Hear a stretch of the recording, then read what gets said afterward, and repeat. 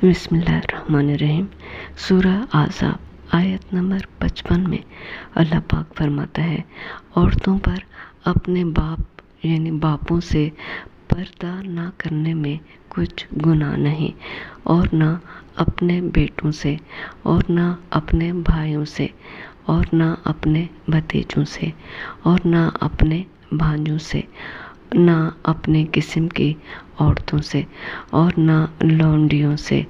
और ऐ औरतों, अल्लाह से डरती रहो, बेशक अल्लाह हर चीज़ से वाकिफ़ है। दोस्तों, जब पर्दे की आयत नाजिल हुई तो उस वक्त घर में आने जाने वाले रिश्तेदारों के बारे में सवाल किया गया कि इनसे पर्दा किया जाए या नहीं।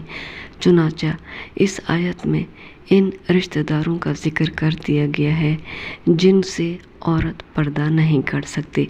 इसके अलावा बाकी सबसे पर्दा कर सकती है।